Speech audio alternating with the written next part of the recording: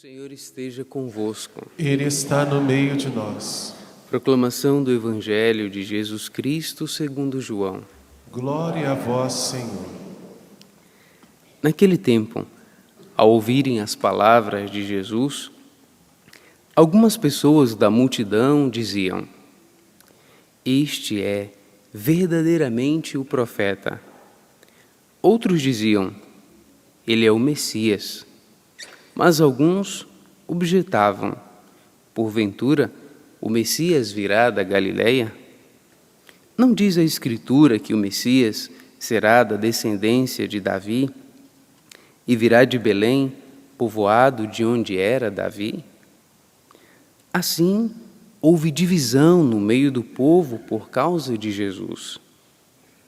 Alguns queriam prendê-lo, mas ninguém pôs as mãos nele. Então, os guardas do templo voltaram para os sumos sacerdotes e os fariseus, e estes lhes perguntaram: "Por que não o trouxestes?"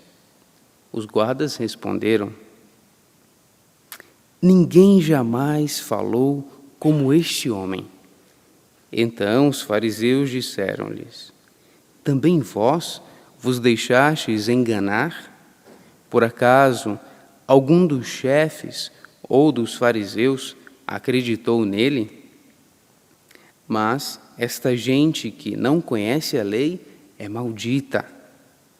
Nicodemos, porém, um dos fariseus, aquele que se tinha encontrado com Jesus anteriormente, disse: "Será que a nossa lei julga alguém antes de o ouvir e saber o que ele fez?" Eles responderam: "Também tu és galileu porventura? Vai estudar e verás que da Galileia não surge profeta." E cada um voltou para sua casa.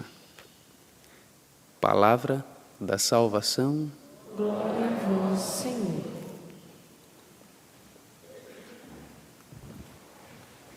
Podemos sentar? Caro irmão do sacerdócio, Padre Sóstenes, querido povo de Deus, peregrinos, aqui do santuário, filhos e filhas do Pai das Misericórdias, nós estamos aqui neste santuário e queremos fazer essa experiência de que somos filhos, de que Deus nos perdoa, de que Deus nos ama, e por isso fazemos essa caminhada, essa peregrinação até o santuário, ainda que seja curta, mas é uma peregrinação, com esse desejo profundo de conversão, e é isso que nos pede o nosso Papa nesse ano santo da misericórdia, é isso que nos pede nosso Senhor Jesus Cristo: convertei-vos e crede no Evangelho.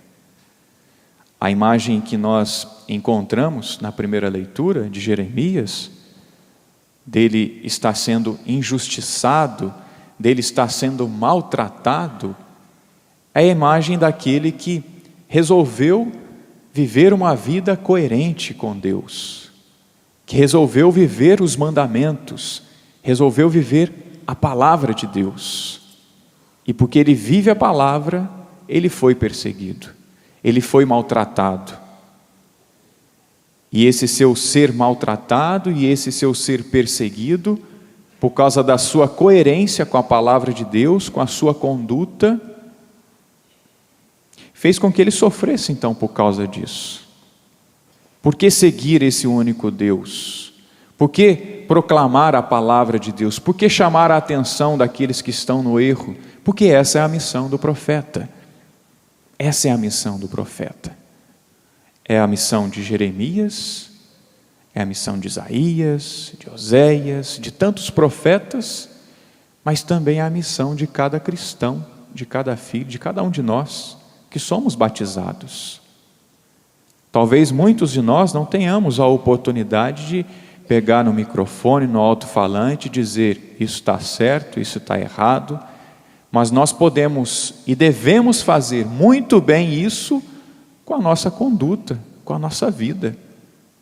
E os profetas, é claro que eles falavam não somente com as suas palavras, eles falavam com a própria vida. Assim como Jesus, e a imagem que nós temos hoje desse maltrato para com Jeremias, é a imagem que nós temos também de Jesus, que também foi maltratado, que foi injuriado, que foi julgado, e nós escutamos isso também no Evangelho. Tinha um grupo que acreditava em Jesus e tinha um grupo que não acreditava em Jesus. Tinha um grupo que dizia, verdadeiramente é um profeta, verdadeiramente é o Filho de Deus, verdadeiramente é o Messias. Por que eles diziam isso? Porque tinham feito uma experiência com o Senhor, porque viram os milagres que nosso Senhor havia realizado, ouviram as suas palavras, foram convencidos por Jesus, mas não somente pelas palavras, mas pela conduta, pela vida dele. O profeta também arrasta, o homem de Deus arrasta pela sua conduta, pela sua coerência. E aí nós podemos nos perguntar se nós temos, em nome de Jesus, em nome do Senhor, se nós temos dado um bom testemunho, se nós temos arrastado também pessoas para Ele, com a nossa conduta, com as nossas palavras, com a nossa vida, porque Jesus assim o fez. Tinha o grupo então que acreditou, que professava Jesus, verdadeiramente é um profeta, e o outro grupo que não acreditava. E aqui foram citados no Evangelho alguns sumos sacerdotes e alguns fariseus, homens entendidos da palavra, homens que sabiam da Escritura. Mas quando a gente não quer acreditar, não é? Nós fazemos um esforço de ir até o fim nesse sentido, não é? Do contrário, é a mesma coisa, né? Quando a gente quer acreditar, quando a gente quer alguma coisa, a gente também vai até o fim. E esses sumos sacerdotes e esses fariseus levantaram este questionamento, mas pode ler lá, pode estudar, não vem da Galileia. Realmente, Jesus não nasceu na Galileia, ele nasceu onde o profeta Miqueias, capítulo 5, versículo 1 e 2, ele disse que nasceu em Belém da Judeia, ele nasceu no local certo, digamos assim. Só que eles interpretavam que Jesus estava vindo ou vinha da Galileia. Mas se eles fossem mais a fundo pesquisar a vida de Jesus, teriam notado que, na verdade, realmente, ele nasceu sim na Judeia. Ele é descendente de Davi. Nele realmente se cumpre as Escrituras. Mas, infelizmente, os olhos e o coração daqueles fariseus, daqueles sumos sacerdotes, estavam fechados. Não queriam acreditar em nosso Senhor, não conseguiram acreditar nos milagres que Ele havia realizado, nas palavras que Ele havia pronunciado, na sua conduta, na sua vida, e por isso queriam de alguma maneira matá-lo. E assim como Jeremias, que nós escutamos na primeira leitura, e no finalzinho ele diz, mas eu confio em Ti, Senhor meu Deus, Jesus também assim o fez. Apesar de toda a perseguição, apesar de todo o maltrato, Jeremias, os homens de Deus, e é claro, o próprio Jesus, sendo Deus, mas em obediência ao Pai, também com a sua conduta, com a sua vida, ele dizia, eu confio no Senhor, Ele está comigo e eu vou levar até o fim essa missão. Meus irmãos, nós que acreditamos no Senhor, nós que professamos a fé no Senhor, vamos realmente professar a nossa fé no Senhor com a nossa vida. Por que será que aqueles fariseus, e esses alguns fariseus, é verdade, por que será que esses sumos sacerdotes não queriam acreditar em nosso Senhor? Porque acreditar em nosso Senhor significaria aderir àquilo que Ele ensinou. Amar os inimigos, dar a outra face, perdoar. Isso é fácil? Não é fácil. Aderir a Jesus Cristo significaria se comprometer com Ele. Eles não queriam ter compromisso com o Senhor. E nós que estamos na caminhada, meus irmãos, até podemos estar aqui e podemos não fazer parte do grupo daquele que realmente crê no Senhor, mas que simplesmente admira nosso Senhor. Mas precisamos dar esse passo então, de aderir realmente ao Senhor, de nos comprometermos com Ele, de assumirmos aquilo que Ele nos confiou, de assumirmos a sua palavra.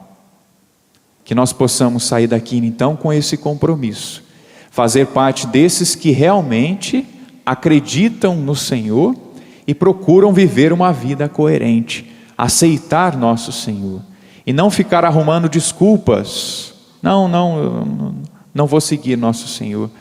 Ele é até um homem bom, né? Um homem que deu muitos ensinamentos, realmente ele realizou aí muitos milagres, mas com certeza os fariseus, os sumos sacerdotes, conseguiram até ver isso em nosso Senhor. Mas faltou dar esse passo de aderir a nosso Senhor, que significa se comprometer com o Senhor. Meus irmãos, nessa Eucaristia, vamos pedir essa graça ao Senhor, de fazer realmente parte desses que acreditam no Senhor, que professam que Ele é o profeta, que Ele é o homem de Deus, que Ele é o Filho de Deus, que Ele é o Salvador, e vamos também assumir os mandamentos, os ensinamentos que Ele nos propõe. Amar o próximo, perdoar os inimigos, fazer o bem àqueles que nos maltratam. Aderir ao nosso Senhor é aderir a tudo, não é só uma parte, mas é a tudo que Ele ensinou. Vamos abaixar um instante a nossa cabeça, deixar que essa palavra possa cair no nosso coração, na nossa vida. O profeta que foi rejeitado, que foi maltratado, Jesus que também foi maltratado, foi rejeitado, foi morto, mas não deixou de caminhar, não deixou de fazer a vontade do Pai. É esse Deus que nós seguimos. É o Senhor que nós seguimos, ó Deus. E queremos aderir sim àquilo que o Senhor nos ensinou. Não queremos ser simplesmente espectadores, admiradores do Senhor, não. Queremos participar com o Senhor. E assim como o Senhor passou pelos sofrimentos, pelas dores, mas foi vencedor, nós também contigo, Senhor, passaremos, haveremos de passar pelos sofrimentos, pelas dores, e sermos vencedores. Com o Senhor, nós somos vencedores.